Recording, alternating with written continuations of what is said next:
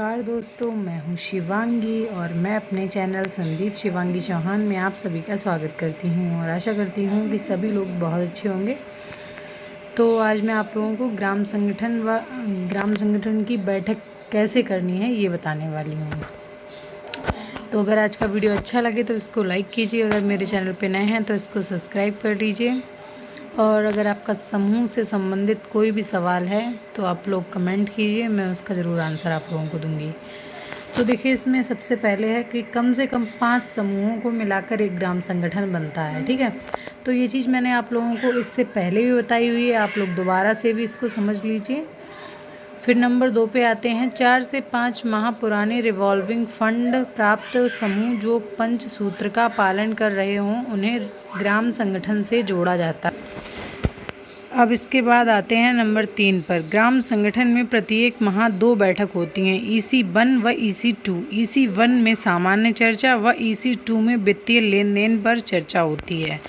तो देखिए, जो EC2 बैठक होती है उसी में पैसा लिया दिया जाता है। अगर कोई समस्या हो जाए तो EC1 में भी यानी उसका आप पैसा ले सकते हैं, लेकिन EC1 में जो कि जैसे EC1 होती है, जैसे 1 तारीख को हुई EC1, तो उसमें हमने सामान्य चर्चा लिखी और मीटिंग को समाप्त कर दिया। कोई लेन देन अगर नहीं था तो हमने उसका एक ब्यौरा बना लिया। जैसे हम समूह में अपनी मुख्य चर्चा लिखते हैं, इसी तरीके से हम उसमें भी अपनी चर्चा लिख लेते हैं। सभी सदस्य आते हैं, अगर सदस्य नहीं आ पाते हैं तो 5 या 8 जितने समूह जुड़े हैं उनके जो पदाधिकारी हैं वो लोग आते हैं।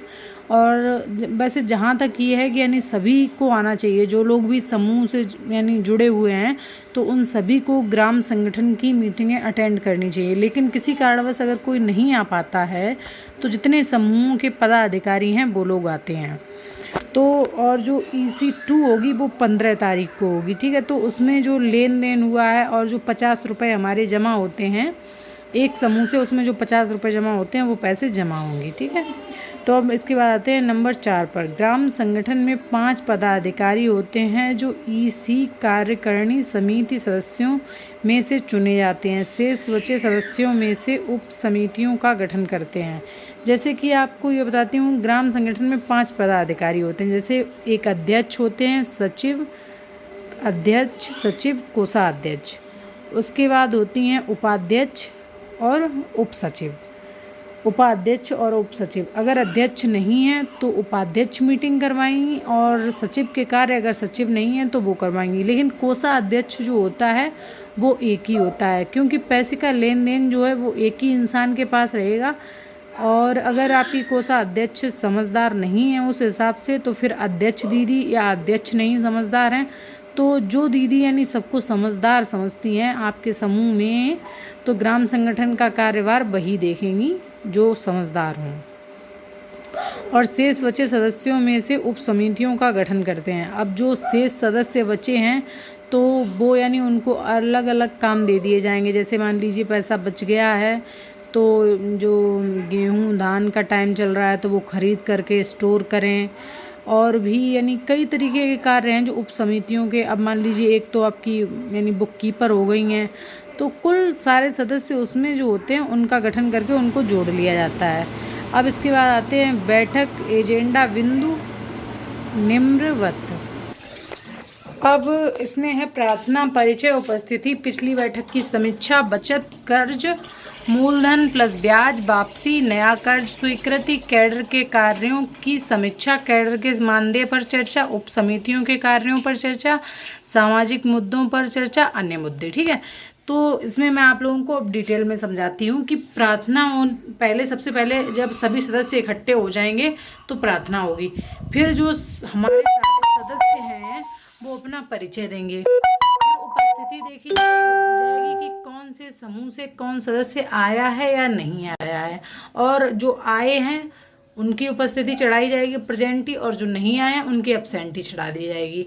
और पिछली बैठक की समीक्षा, यानी पिछली बैठक में जो निर्णय लिया गया था उस पर बातचीत होगी कि यानी कोई भी कार्य के लिए आपने पिछली बैठक में छोड़ा था या बैंक में पैसे ऐसे जमा करवाने के लिए, यानी जो भी आप लोगों ने छोड़ा है उस पर चर्चा होगी।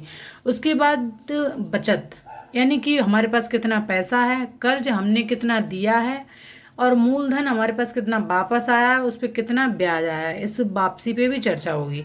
नया कर्ज स्वीकृति, अगर कोई ग्राम संगठन से नया पैसा लेना चाहता है तो उस पर बात होगी। अगर ग्राम संगठन के पास पर्याप्त पैसा है तो ग्राम संगठन नए कर्ज की स्वीकृति देगा। कैडर के कार्यों की समीक्षा, यानी कितना कार्य हो चुका है और कौन कौन से इंसान क्या क्या कार्य कर रहे हैं। जैसे समूह सखी दीदी क्या कार्य कर रही है, वो भी यानी उसके एक कैडर ही हैं। और समूह सखी क्या कर रही हैं, अध्यक्ष क्या कर रही हैं, यानी बैंक सखी जो हमारी हैं वो किस हिसाब से काम कर रही हैं, जो हमारी बुक कीपर हैं वो किस हिसाब से काम कर रही हैं, और इन लोगों का मानदेय पर चर्चा। समूह सखी का तो मानदेय ग्राम संगठन से ही निकलता है, और जैसे कि किसी का मानदेय नहीं आ पा रहा है, कोई समस्या आ रही है, तो उस पर भी सभी जो ग्राम संगठन के सदस्य हैं वो चर्चा करेंगे। उप समितियों के कार्यों पर चर्चा, और जो उप समितियां बनाई गई हैं उनका यानी वो लोग अपना किस हिसाब से कार्य कर रहे हैं, क्या कार्य नहीं हो पा रहा है, उस पर भी ग्राम संगठन के जो सदस्य हैं वो चर्चा करेंगे।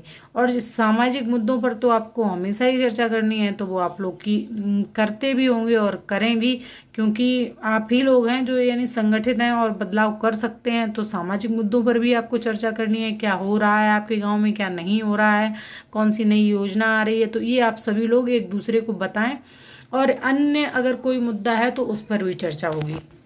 तो देखिए, ग्राम संगठन की आज जो बैठक प्रक्रिया है उसके बारे में मैंने आपको डिटेल से बता दिया है। और ये जो मैं आप लोगों को बताती हूँ तो ये ट्रेनिंग मटेरियल है, यानी ये कुछ जो मुख्य लोग होते हैं उन्हीं को ये बातें पता चलती हैं, वही लोग इन बातों के बारे में जानते हैं। लेकिन मेरा वीडियो बनाने का सिर्फ यही वो है कि जो रीज़न है इसका कि यानी सभी लोग जागरूक हों, सभी को पता चले कि कितना कहाँ पे क्या है, किस तरीके से मीटिंगें होती हैं। ऐसा नहीं है किसी दिन कह दिया कि अरे हम अपने हिसाब से कर रहे हैं, या ऐसा कई जगह पे ये समस्याएं हो रही हैं कि समूह सखी अपनी चला रही हैं, जो ग्राम संगठन की अध्यक्ष हैं वो अपनी चला रही हैं। तो ऐसा नहीं होना चाहिए, सभी जागरूक हैं आजकल और सभी को अपने हिसाब से अपना काम देखना है, जो जिसको जो पद मिला है उसके हिसाब से, ठीक है। तो आज के लिए इतना ही। आज का वीडियो आप लोगों को कैसा लगा कमेंट करके बताइए, और अगर अच्छा लगा हो तो इसको लाइक कीजिए। मेरे चैनल पे नए हैं तो इसको सब्सक्राइब कर लीजिए। जितने भी अगर आप देखते हैं समूह से आपका कोई संबंधित है तो उसको भी बोलिए कि मेरा चैनल सब्सक्राइब करें। और आप लोग कमेंट कीजिए, मैं जितना भी मुझसे हो पाएगा आपके सभी सवालों का जवाब दूंगी। तो धन्यवाद।